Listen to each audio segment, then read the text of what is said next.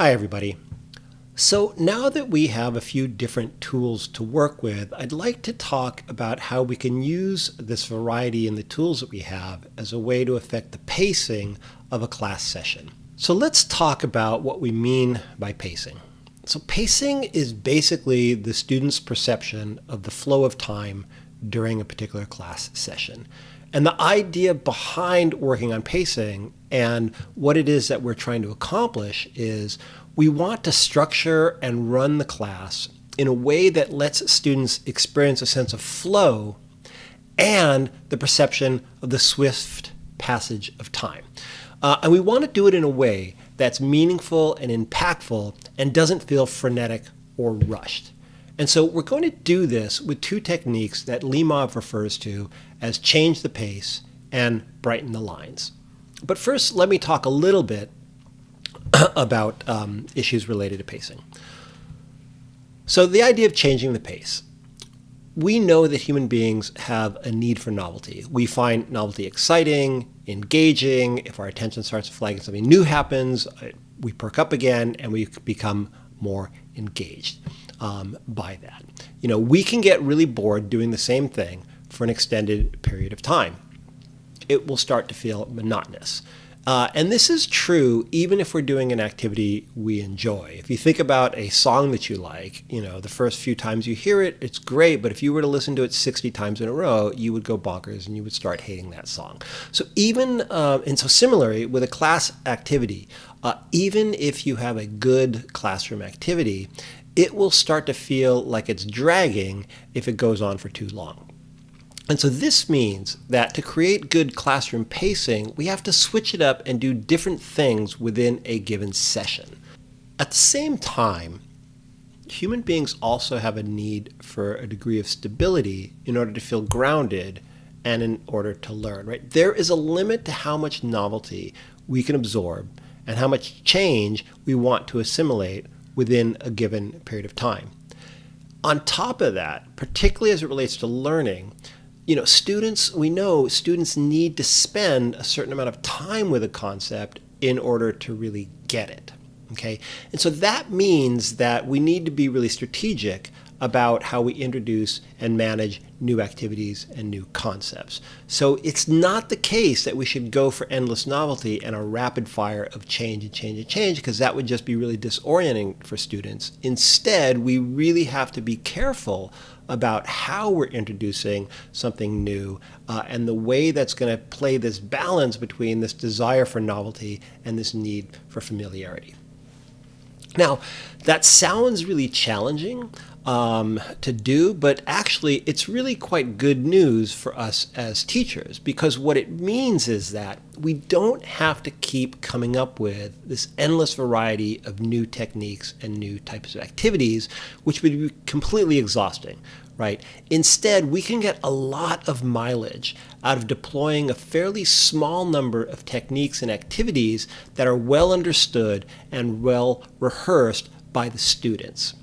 And the interesting thing is, students themselves actually prefer this, because when a technique is well understood, well rehearsed, and something that students know how to do, it's very easy for students to drop into that activity quite quickly. And this increases the sense of flow that a particular class is going to have, because it's not interrupting the flow of the activities. It's a shift that happens, but it happens smoothly, and students will more likely get that sense of flow. And we know that a sense of flow plays a big role in the sense of the quick passage of time. Okay, so I'd like to talk a little bit about working with the variety of activities that we have. Here I have a list of the type of activities that a lot of us have at our disposal and that we could use. We've got lecturing, we can assign a reading from a text or an article, we can do some retrieval practice where we're cold calling on students, or we're asking them just to recall some of the basic factual information or basics of an idea. We can do classroom discussion, either with just questions that students volunteer for, or we can cold call students and use that to organize a discussion.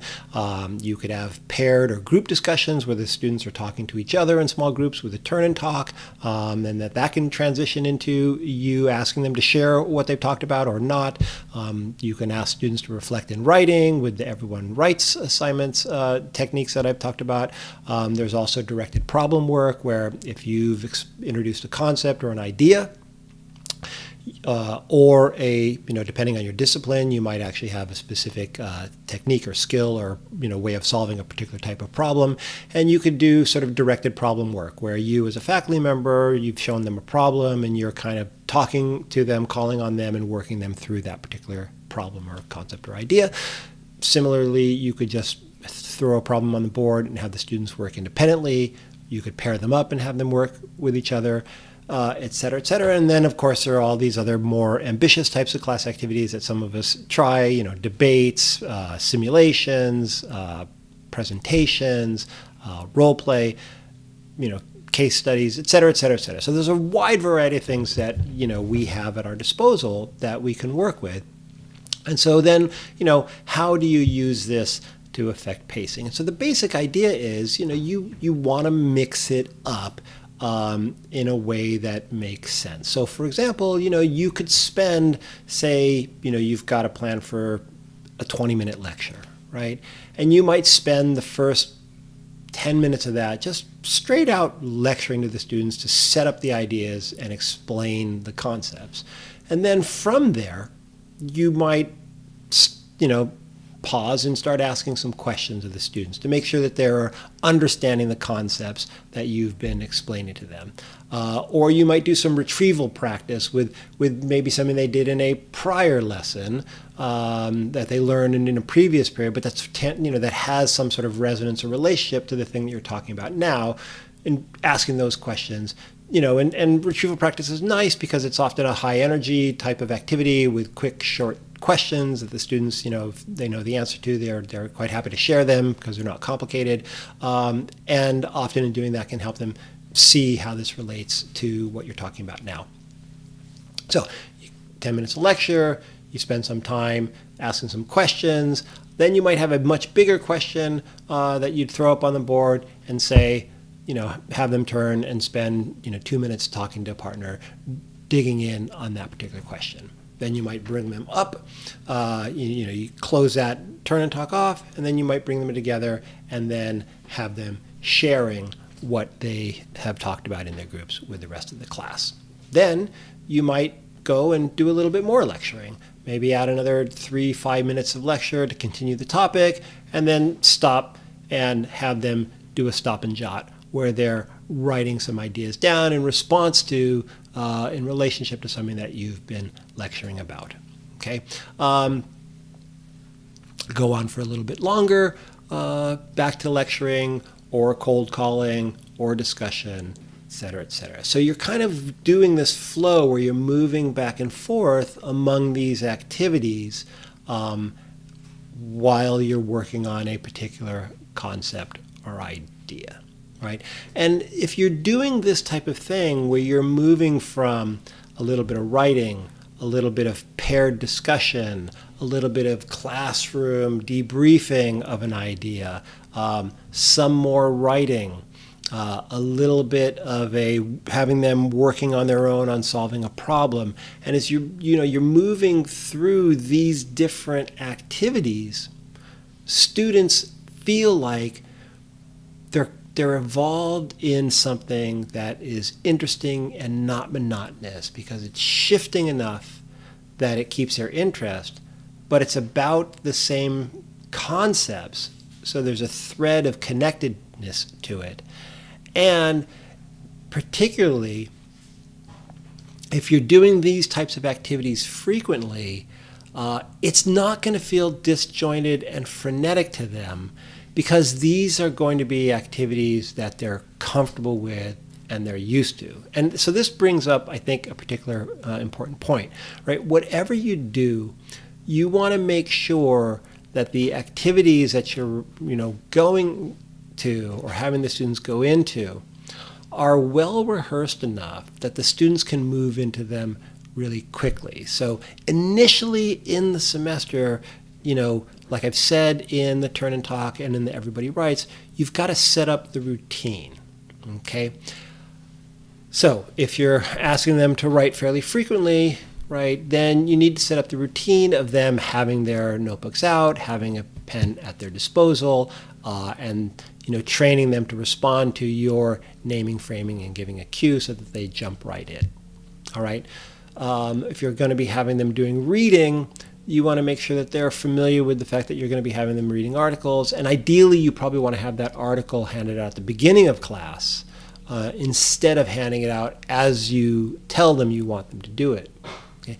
Because the idea here is you want them to have these smooth transitions from one activity to another so that it feels like there's some flow here. And if you're doing this, if you're structuring the class this way, you can go through these 4 or 5 different sort of techniques that you use, or different sort of activities, and the students won't feel disrupted. It won't feel frenetic. It'll feel like it's all part of one sort of extended set of learning, and at the same time is going to maintain this feeling of being interesting because there is enough activity.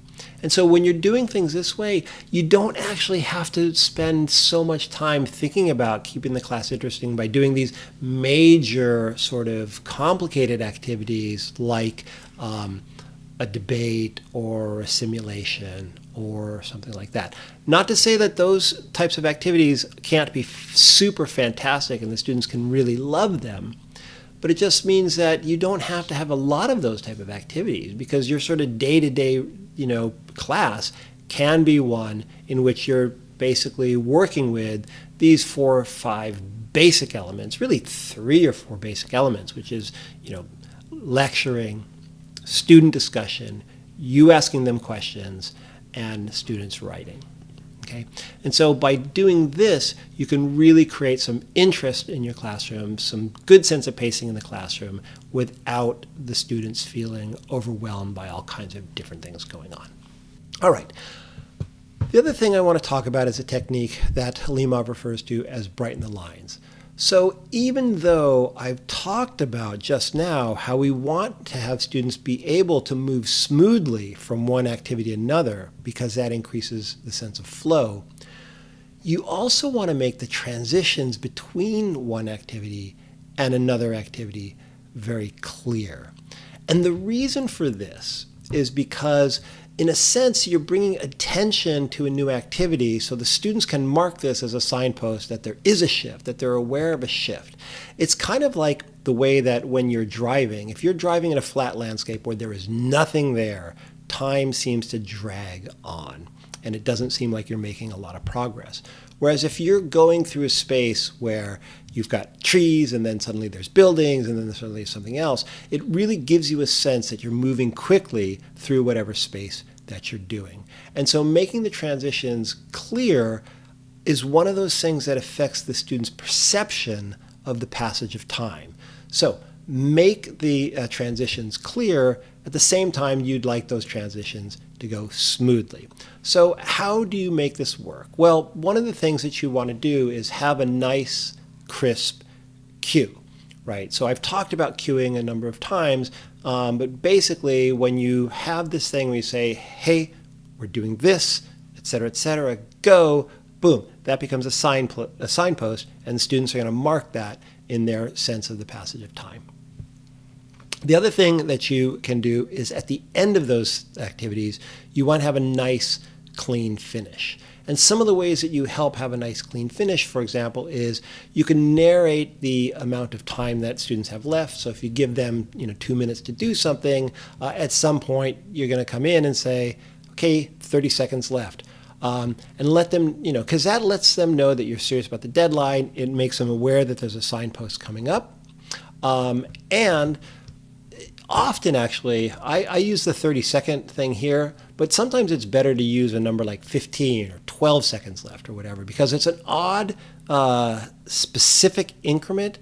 It gets the students to think very clearly that, hey, when this time is up, it's up, because the instructor is really serious because they've used a very specific amount of time. It's not like, yeah, it's an approximate 30 seconds, which could end up being a minute and a half.